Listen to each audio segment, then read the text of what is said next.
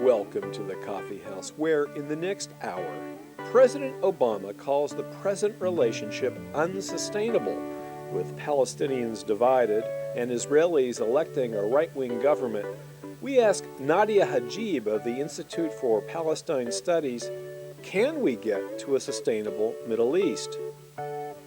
Son of survivors, Edwin Black continues his series of investigative books on how the Holocaust could have happened.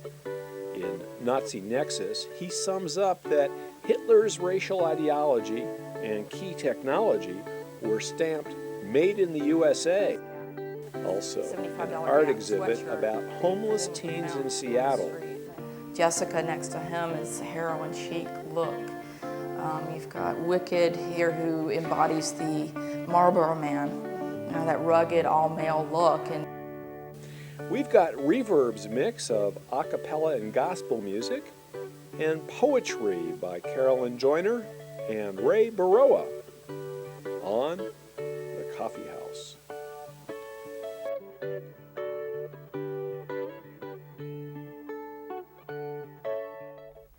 Welcome to the forum at the Coffee House. There was Oslo and then Annapolis, agreements by representatives of Israel and the Palestinian Authority to live in peace, side by side, in independent states. Well, that hasn't happened. The West Bank and Gaza Strip remain Israeli-occupied territories, and the peace camps on both sides are increasingly isolated. On the Palestinian side, the Islamist organization Hamas, which takes a hard line toward Israel, is on the rise, and in Israel, the voters just elected a right-wing government that is no more friendly to a two-state solution than is Hamas. President Obama says the status quo is unsustainable. But what is he prepared to do to change the dynamics? And what should he do? We turn for answers to Nadia Hijab, Senior Fellow at the Institute for Palestine Studies in Washington, D.C. Welcome, Nadia, to the Coffee House. Thank you. Let's start on the Palestinian side. We have a split between Hamas, which is in power in Gaza, and the Palestinian Authority, Fatah, in the West Bank. What are the real differences between these governing entities? Well, a lot of it goes back to the fact that Fatah has had control of the Palestinian national movement for decades now and is reluctant to share power with others. But also, a national unity government could have been formed between Hamas and Fatah after Hamas won the elections in January 2006. Unfortunately, the Bush administration was dead set against Hamas being part of a government with Fatah. So first, it had to form its own government and couldn't form a national unity government. And then after the Saudis tried to intercede between Hamas and Fatah and they formed the unity government, again, the Bush administration torpedoed that. This sounds really hard to believe, except it was fully documented in Vanity Fair and it's out there. The information is out there for all to see. So the direct cause of the split was a preemptive move by Hamas against a coup that was engineered by someone, or prospective attack or takeover bid that was engineered by someone who was supported by the United States, who lost in June 2007. And since then, the split has hardened. The split, however, existed prior to this and prior to the Bush efforts to create a greater divide between the two organizations. What, in essence, is the difference between their perspectives? You know, I wouldn't say that the split existed because Hamas had not been elected. It had not become popular enough with the people to be elected. So there was nothing to really split about. But the main difference in perspective, if you like, is that Fatah and Mahmoud Abbas, the head of both the Palestinian Authority and the PLO, believe that you can have a negotiated settlement with Israel, and Hamas really believes that unless you have some elements of power, Israel is not going to listen to you. I believe that sadly Hamas has shown that it's been correct, because the PLO has had nothing to show for 16 years. I mean, we've been talking 16 years of negotiations. You mentioned Oslo. That was in 1993. And all the PLO and the PA have to show for that is more than a doubling of the number of settlers in Palestinian land in the West Bank and East Jerusalem. Is there not a difference, however, in what kind of government they would want to form? What would the character of the government, the democratic character of the government be under Hamas rule versus Palestinian Authority rule? You know, we don't know. I mean, because Hamas was not actually allowed to govern. The little bit of government that it's now doing in Gaza may not be how it governed, how it would have governed in the West Bank, especially if it was part of unity government, so that, which is what it wanted after it won the elections. I know from people who are Christian, I mean, Hamas is believed to, I mean, is an Islamist movement, obviously. I know from people who are Christians in the West Bank and said so publicly at public fora that after they won the elections, they went around and reassured the Christians that, look, we don't want an Islamic state. We want to preserve rights. This may just have been lip service. It may not. The fact is that they were not allowed to govern. A siege was declared against the Palestinians in all the occupied territories after Hamas came to power. That was now in effect against Gaza. A very harsh siege is now still in effect on Gaza. Okay, well, let's look at the Israeli side for a minute. There was just an election. Benjamin Netanyahu was the winner of the election. He comes from traditionally a hard right place in Israel, but is actually flanked in his own ruling government now by somebody to his right, Avigdor Lieberman. The Labor Party has joined this government, but it's fairly feckless at this point. What does this portend in terms of forthcomingness and the ability of Israel and Palestinians to make peace? Well, it's actually very scary because Lieberman, who, as you said, outflanks Netanyahu on the right, and he's pretty far right, so it's hard. Lieberman is probably about to fall off the edge. He's so far off the charts. It's very dangerous. I mean, not only because they've made it clear Netanyahu doesn't want a Palestinian state, and he said so. Lieberman is willing to have a quote-unquote Palestinian state if he can ship the Palestinian citizens of Israel off to that state, you know, so that he can have a pure Jewish state in Israel. And this is extremely scary, I think, for the people who are living there. And of course, it means the death of the peace process, which was pretty moribund already. Well, what about the possibility that this is Nixon going to China, that it takes this kind of hardline government to actually make peace? I don't think they really want to make peace. However, I do think there's been a shift in the United States. And I think the US government now sees a resolution of this conflict as being in its national security interest. I also think there's a shift amongst the American Jewish community in the United States, such that you now have a number of pretty rapidly growing American Jewish groups in the center of the political spectrum that want to see a two-state solution because they think that this is the only chance Israel has to survive as a democratic Jewish state. So I think we may see some interesting moves whereby the Obama administration, with backing from public opinion in the United States, does say to Israel, look, this time we want a two-state solution, and this time we mean it. And if they do that, I believe that the Israeli government will find it very hard to say no, no matter who they are. But let's look at who the parties are currently who favor a two-state solution, because it really does seem like they're kind of extrinsic to the governing centers of both the Palestinian community and the Israeli polity. You have a rising interest in the American Jewish community. You have an interest in the Obama administration. But is there enough interest within the Palestinian community and in Israel in the core governing areas of those countries to make it happen? Well, I mean, I think people try to demonize Hamas, and of course, I'm not in any way defending Hamas's policies. There are many of those policies with which I would not agree. But I do believe that Hamas has been very clear that it wants to be part of the state system, and it wants a two-state. And Khalid Mishal told Jimmy Carter, signed a piece of paper saying, you know, if the PA is able to negotiate a two-state solution that preserves Palestinian interests, and if it's approved by referendum, we will accept it. We will respect that. So when Hamas ran for election in 2006, it was because they wanted to join the political system. And the whole world wants a two-state solution. I think if the Americans do want it very seriously, I think it'll be hard for the Israeli government, even though they would try and get out of it. What are the contours now of a two-state solution? You know, that's a good question, because what does it mean in terms of sovereignty? Who controls borders? Who controls airspace? What pieces of land or piece of land would the Palestinians control?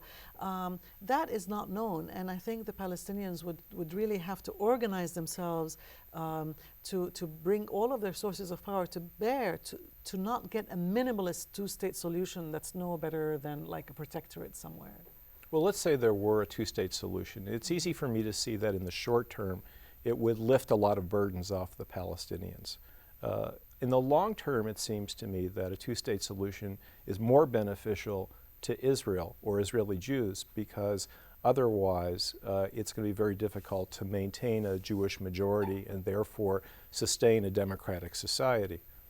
Well, you know, that's a very good point. And in fact, just this past, recently, a few days ago in Boston, there was a conference of many Palestinians and Israeli Jews and American Jews and others who believe that actually the national movement should be pushing for a secular democratic state in all of Israel, Palestine, where it would be, everybody would be an equal citizen of the state. And that movement is gaining traction.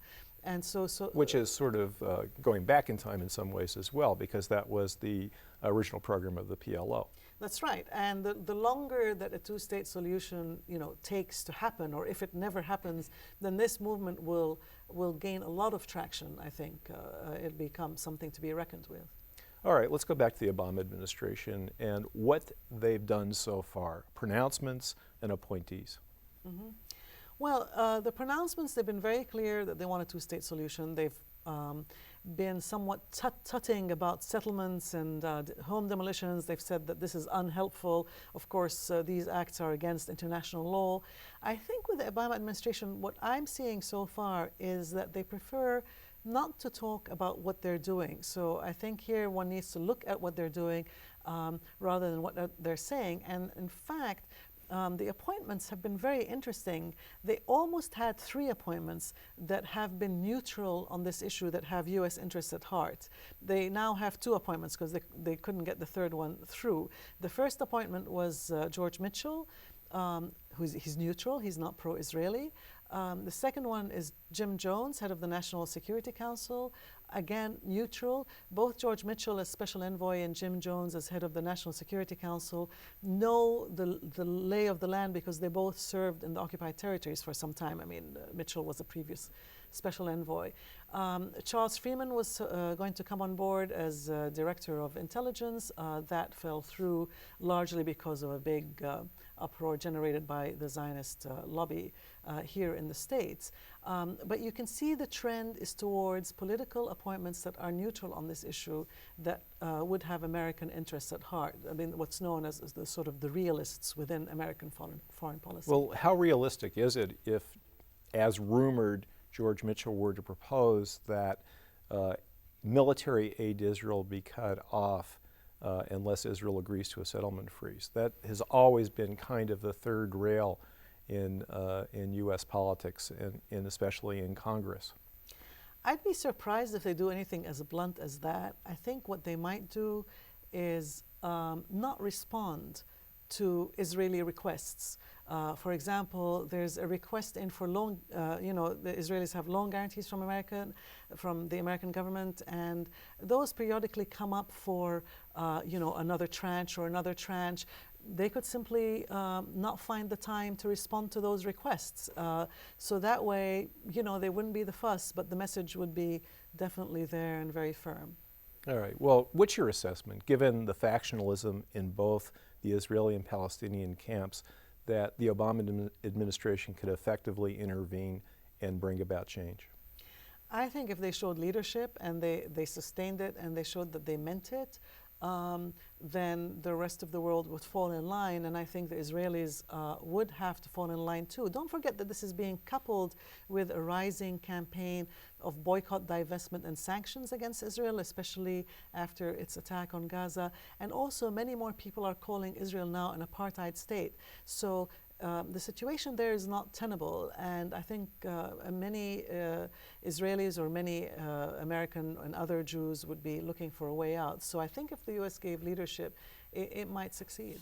All right, very quickly, because we're almost out of time. It's been proposed by Seymour Hersh in the New Yorker that perhaps if there isn't room for movement right now between Israel and the Palestinians, that there's time. It's time for movement between Israel and Syria, and that Syria is interested in doing that. Any sense of that as the diplomatic road forward? Well, I mean, the leadership has been as negative about peace with Syria as they have about peace with Palestinians. The Israeli leadership has been. I don't know that you can untie the two. I mean, the Palestinian issue will remain a big challenge for Israel, and it is the one that blows up regularly in people's faces when it's not solved. All right. Well, many thanks to Nadia Hijab of the Institute for Palestine Studies for sharing your views. The word intractable has become a cliche to describe the Israeli-Palestinian conflict, but it is intractable only because people of goodwill let it be. Will this change under President Obama? I'm Mark Cohen, and this has been Coffee House Forum.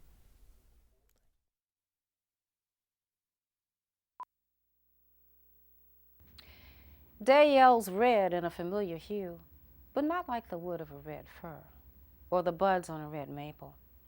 It's more the color of a president caught red-handed, the smell of a bank red lining, not like the bodies of red mullet or red snapper, but shades of the red herring media mogul smoked for copycat screens.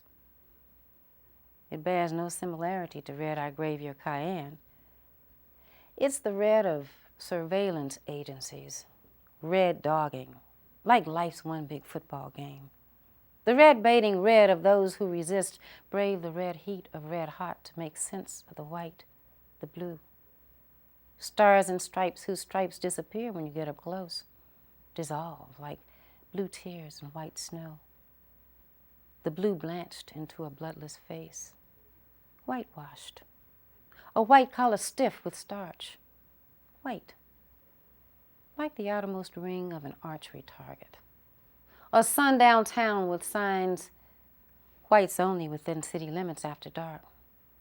Not the white of elephants, fish, or caps on the Red Sea. Definitely not the white space where poets make their homes. But the white hands around the necks of red people white, the color of maximum lightness perceived to have no hue white. A spotlight casting red shadows similar to that of blood white, technicolor blood, staring from white building sides, red alleyways screaming with white scrawls, neighborhood evicted, bring 'em home, riding the buzz, alongside T-Bone, Roach. Calypso girls, long bill, homies, gone but not forgotten. Rico, writing on walls in hollaback red, praise the dead white, blurred shades of raw, the somber, the bleak.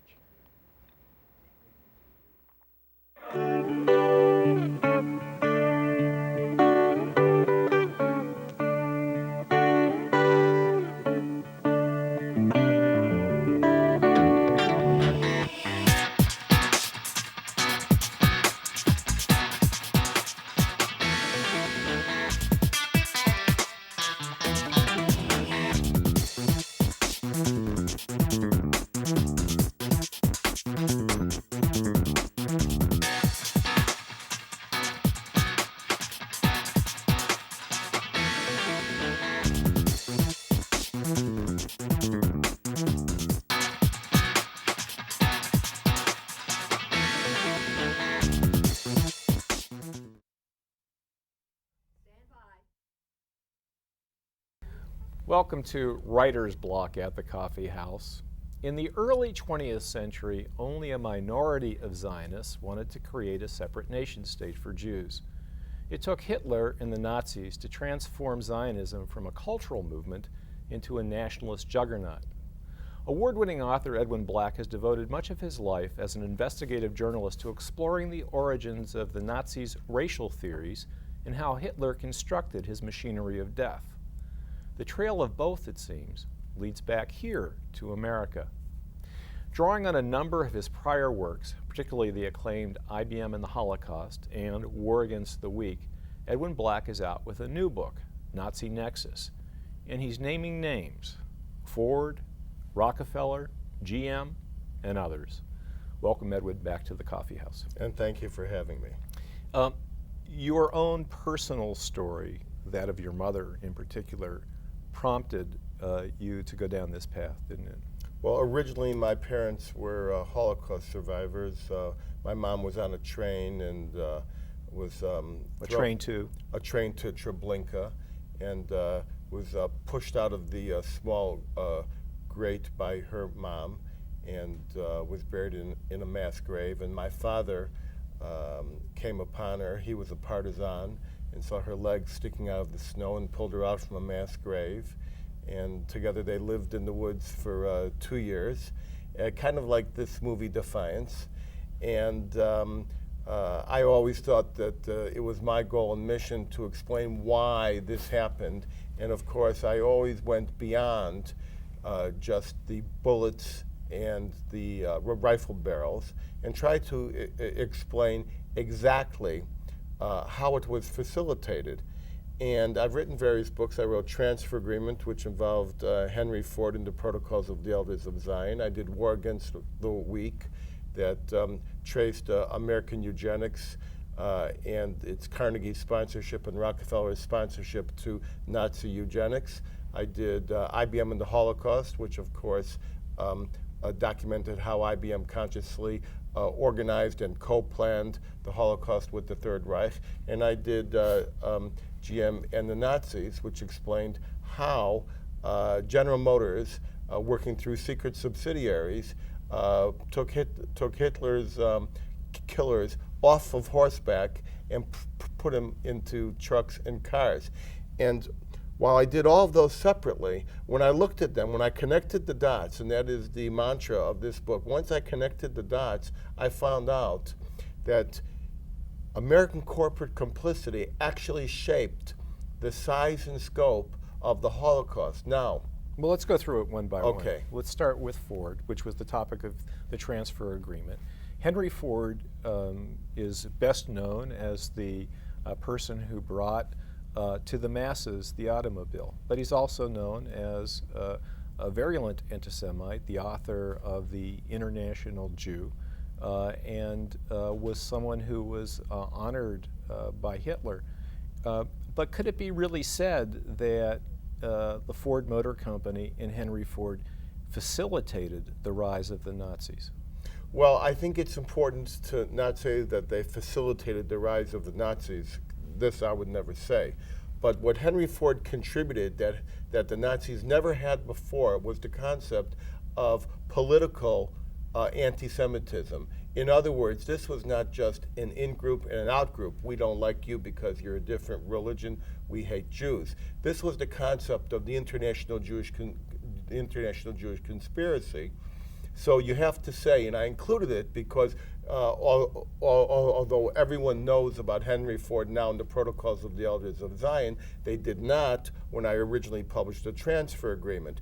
So you must ask yourself, where would Adolf Hitler's war against the Jews be if he could not claim that there was no good Jew, that every Jew was out to deceive and dominate the world through a control of the media, of the government, of banks to cause wars, create depressions, et cetera, et cetera. That shaped the very concept of Hitler's Hitler's anti-Semitism. And how do we know? Not because you say so, and not because I say so, because Hitler said so. Hitler said, "You are my hero." Hitler had pictures of him and Ford on the International Jew, and Hitler looked up to Henry Ford as the model. But it was another car maker, Alfred Sloan of General Motors, who perhaps contributed more directly and more significantly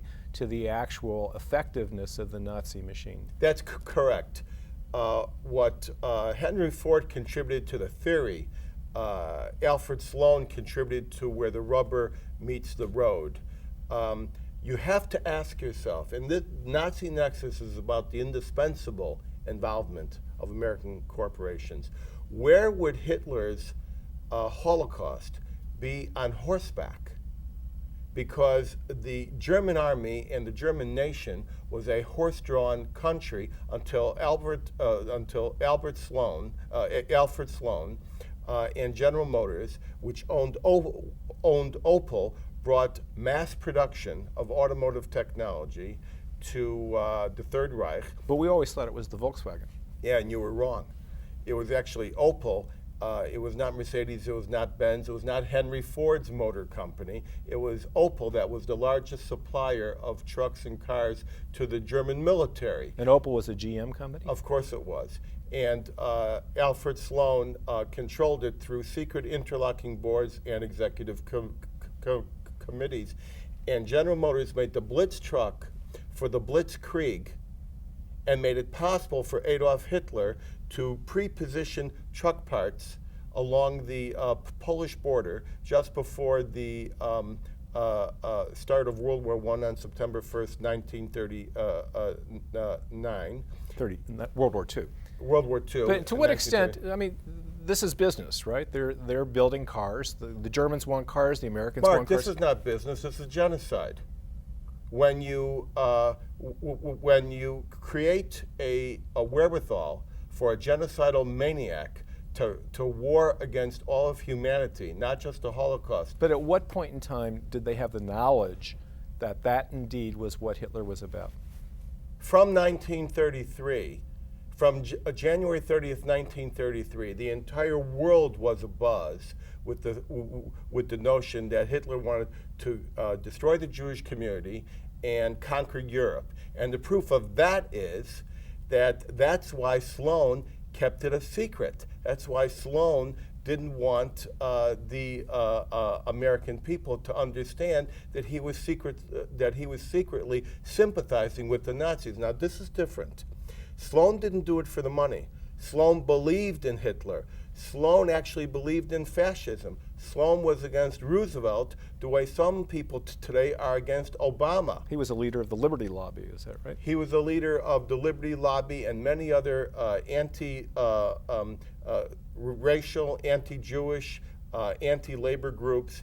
And Sloan had the idea that corporations should run countries. Countries should not run corporations. So you have to ask yourself, without the Ju-88 bomber from the air, the torpedoes on the sea, and the Blitz truck on the land, where would Hitler's Holocaust have been? All right, now let's talk about IBM briefly.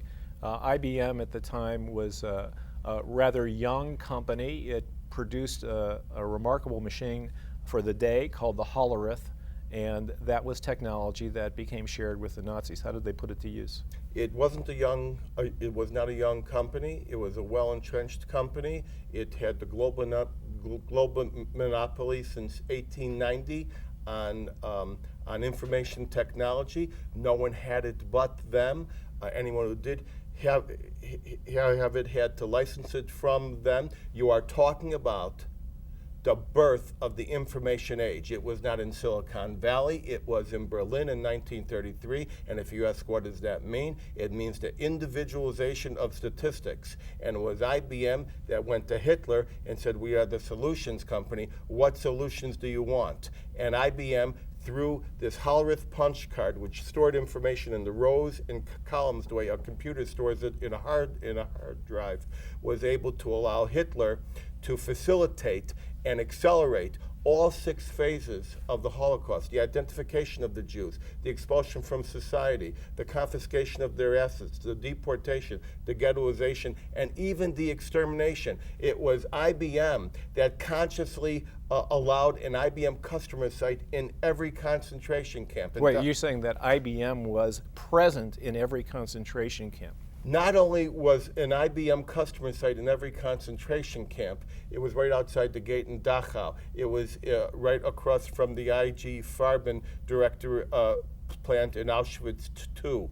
Not only that, they actually serviced these machines on site in Auschwitz, in Buchenwald, in Dachau, in all the various concentration camps where they had either machines, a card sorting operation, or a other type of processing plant. The serial numbers that are... The Auschwitz tattoo began as an IBM number. There's a name for this, and it's called the Hollerith Abteilung. That was the IBM customer site in every concentration camp. Find me one where they didn't have an IBM customer site, just one. Let's talk a little bit about the issue of eugenics, which was the topic of War Against the Weak, which is essentially a theory that you can affect the gene pool by selecting the preferred and separating out the less preferred and improving generation after generation by picking what's better. And the Nazis adopted that, I gather, in order to create a master race. It is not a theory that you can affect the gene pool. It's a theory that you can kill the gene pool. And if you kill or eliminate, and the key word was eliminate, 10% of the gene pool at a time, which in America was about 14 million people, the theory was, the approach was, that eventually by cutting off millions of Americans who did not conform to the blonde, blue-eyed stereotype of the American eugenicist, that you would eventually have just them. This was through forced sterilization. How prevalent was that in America? There were some 65,000 people in the United States forcibly sterilized against their will, many without their knowledge, in some 27 states. They had marriage prohibition. They had concentration camps. That they had marriage voiding. And they proposed gas chambers. When I say they proposed gas chambers, I'm saying they proposed them 10, 15, and 20 years before Adolf Hitler ever put one in Nazi Germany. In fact, the first eugenic sterilization law that proposed gas chambers was in Ohio in 1908. And once again, it was Hitler who said America has got the key to the master race. And so it was the Carnegie Institution that gave Hitler the idea that he could medicalize his pre-existing anti-Semitism and nationalism and turn it into a science. And the science was that human beings were that some humans were subhuman, were bacterial. And who said it first and who said it best? Oliver Wendell Holmes, when he said that 3 families of Carrie Buck's family could be sterilized by the same concept as vaccination. Now, we're almost out of time, but I need to ask you about a comment you made in the introduction to Nazi Nexus, which was dripping with sarcasm, but you thanked the U.S. Holocaust Museum for refusing to include any of the information that you've uncovered regarding the complicity of American corporations in the Holocaust. Tell me about that. Yeah, you read that very well. That's correct. I do owe them a debt of gratitude for keeping this out of their museum. Otherwise, I wouldn't be here discussing this with you. None of this information is in the Holocaust Museum. There's nothing on Henry Ford, and I'm not talking about buried in the library. Go to the exhibit. There's nothing on General Motors. There is nothing on Rockefeller and Mengele. There is nothing on, and the IBM machine, which I originally saw there, has been removed. It's in storage. They said too many people were looking at it, and now they've replaced that with an older model with just a small IBM decal. And they have an unwritten taboo there, and that is that nothing about American corporations can ever be shown in that museum for complicity with the Third Reich. Well, many thanks to Edwin Black for so doggedly pursuing such a horrific past. It all comes down to a pointed reminder of the amorality of corporate power and what some people will do for the almighty dollar. I'm Mark Cohen, and this has been Writer's Block.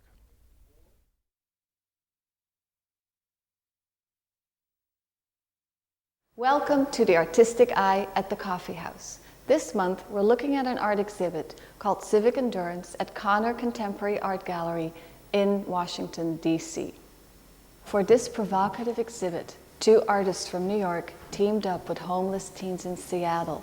The point was to create art that challenged the homeless teens and also drew attention to their plight. What came out of it were beautiful photographs and a hypnotic video. The work itself is interesting. It comes out of a program called Arts Up that the Seattle Arts Commission funds, and it's the first time that a City Percent for Art program has been able to use that money, which normally goes to brick and mortar and permanent sculpture, but rather they found a way of putting that into a kind of artist process-centered work.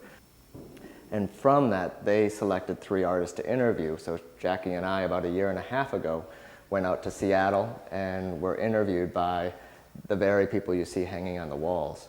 So in that sense, it shifts that notion of subject, you know, because in many ways, they selected us rather than us selecting them. It's almost as you're viewing them, they're witnessing you witness their performance. I think this kind of exhibition is extremely important in Washington. Washington, for 40 years now, has had a tradition of caring deeply about formal art, about abstraction, about how things look.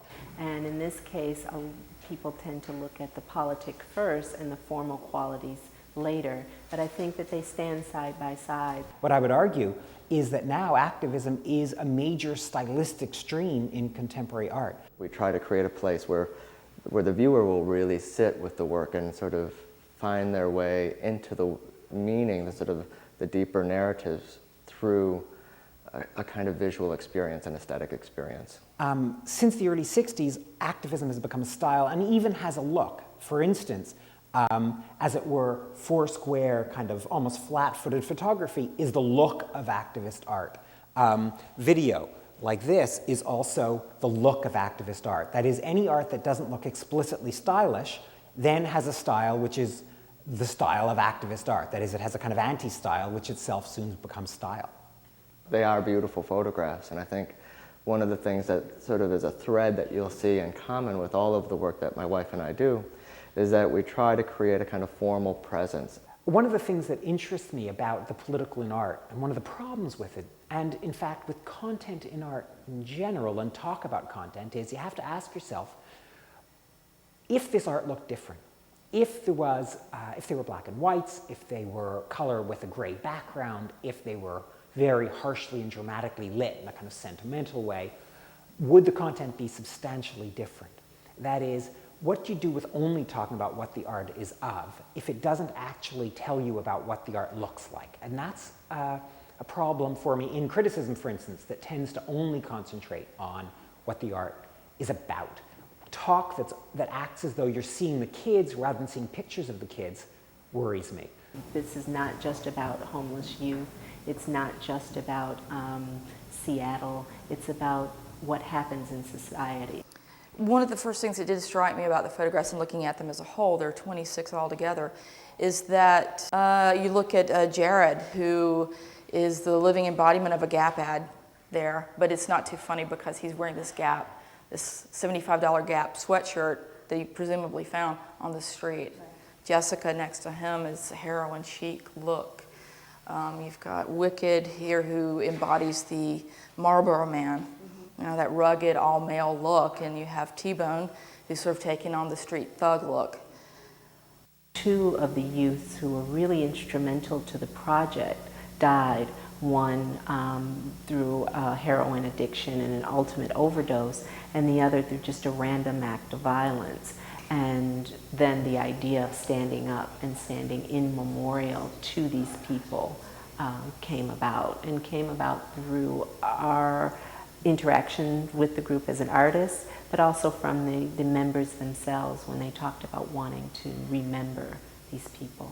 And that notion of endurance really came forward on many different points. One instance I remember was when Della Rose stood, and this was in the middle of the night when there was very little activity, and there's a kind of sort of the witch's hour, 4 in the morning, and she's standing and she's trying to hold it together, and it's clear that she's dope sick, and it's clear that she's talking about some experiences that, and thinking about experiences that are really, really difficult. I always thought, I'd never do prostitution, all this stuff. And then when I actually did it, it was the hardest thing. But what was scary is that it became easy and it became more normal. And it's at that moment that she starts to buckle and faints and catches herself. And then Jackie's standing off camera talking to her during this time and saying, it's okay, just coaching folks and letting them know that what they're doing is important, and just to focus, and letting Della Rose know also that if this is all she can do, that's okay. But she was like, no, let me regain my composure, and she stood up again.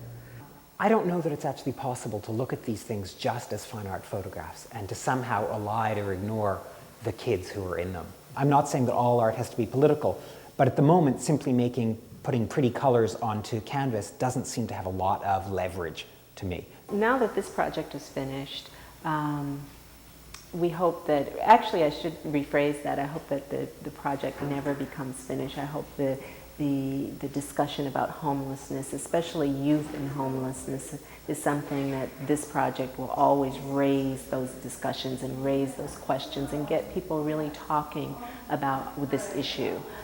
For their next major project, Jacqueline, Tarry, and McCallum will be working in the District of Columbia. They will be creating a public art project with a historical bend that will look at slavery and the anti-slavery resistance in the Washington, D.C. area. For the coffee house, I am Welmoed Laanstra.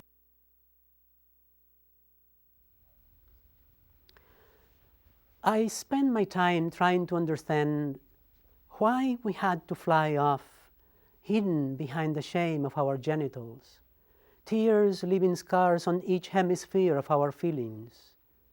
And then that tantrum of placing guardians with huge wings and flaming swords at each gate of the house, as if we were furtive thieves going back to the place where we had been denied so many basic needs, inquiring, knowing, freeing ourselves from the impositions of the gods, from their egotism, their law, their tyranny. It's true that what once had been a pleasant task now carried degrees of pain, inexplicable categorical lessons that broke the pamphletary harmony between the wolf and the lamb, between the cat and the canary.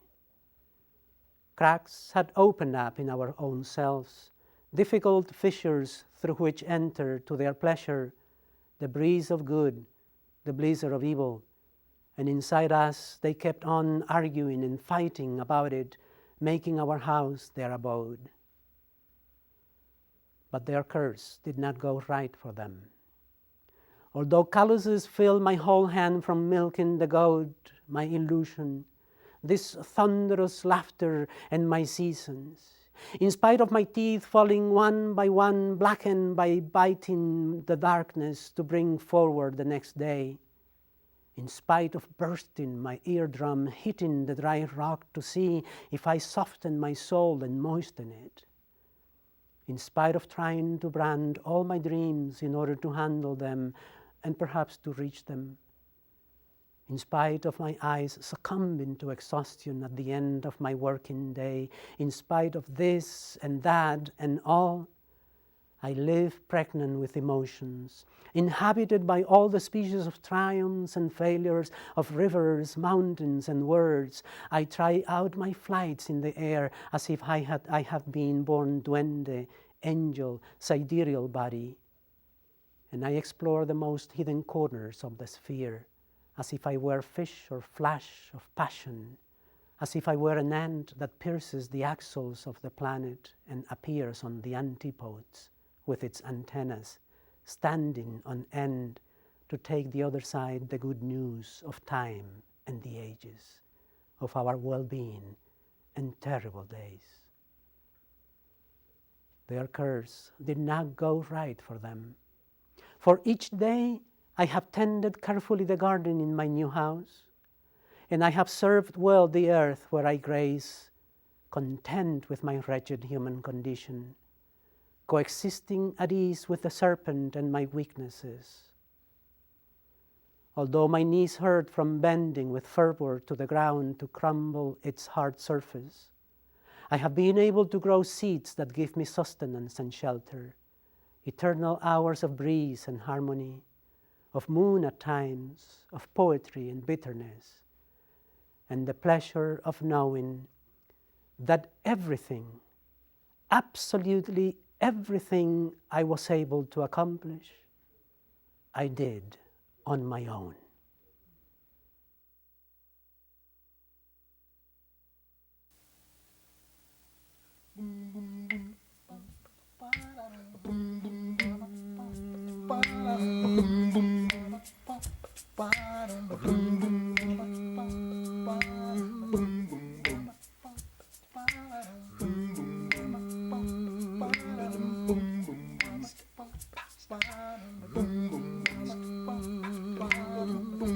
Preachers preach, mothers weep. Teachers at risk trying to teach. Sitting safe in your home. Bullet comes and then you're gone. Sometimes the innocent Why do the die, innocent sometimes the die? innocent die, Oh Lord, caught in the crossfire. Oh, sometimes yeah, the Lord. innocent Why do the die, innocent sometimes die? the innocent die, Oh, yeah. caught in the wrong place at the wrong time.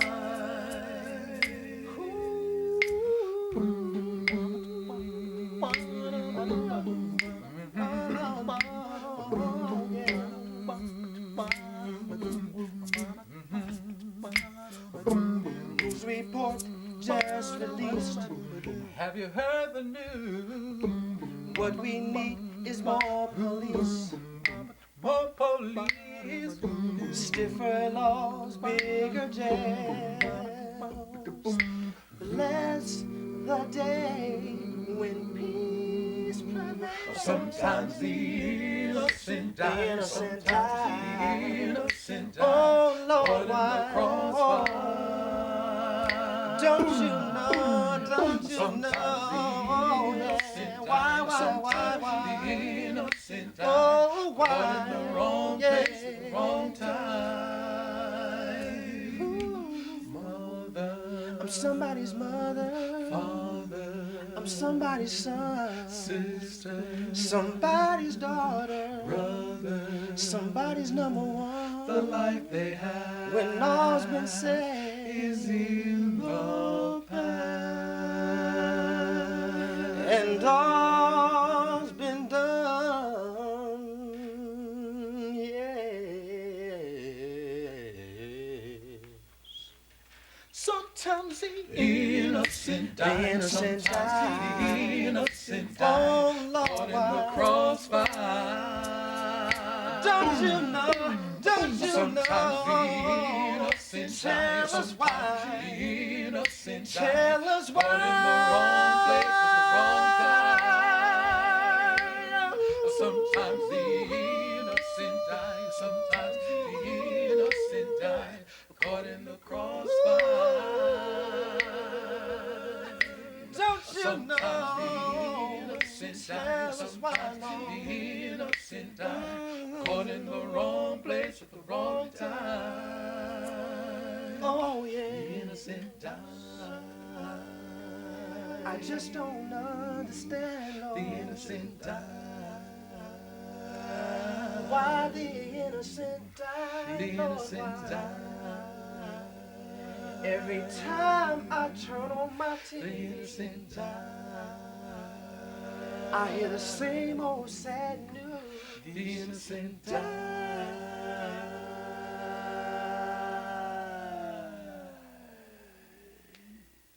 Boom.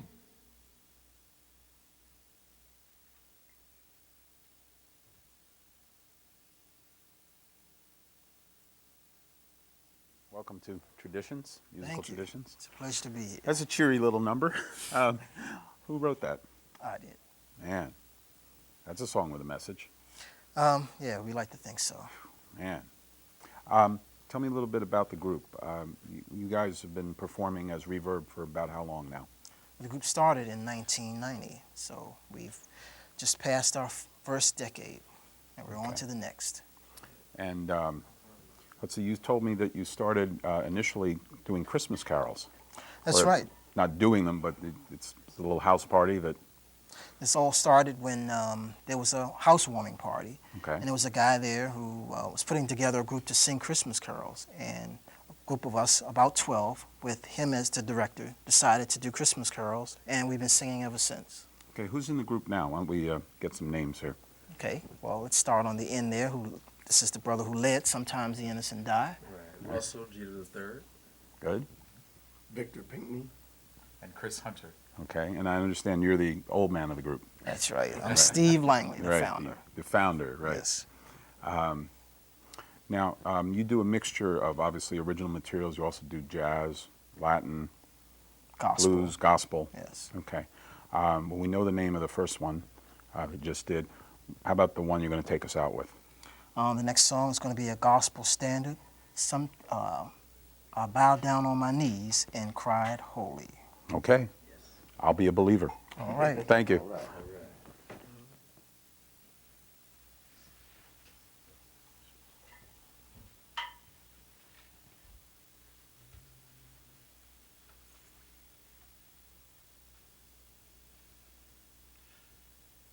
I dreamed of that city called glory, so bright and so fair. When I entered the gate, I cried holy, and the angels all welcomed me there. Well, they carried me from mansion to mansion. Yes, indeed. And oh, the sights that I saw. Oh, but I said, I want to see Jesus, the one who died for all.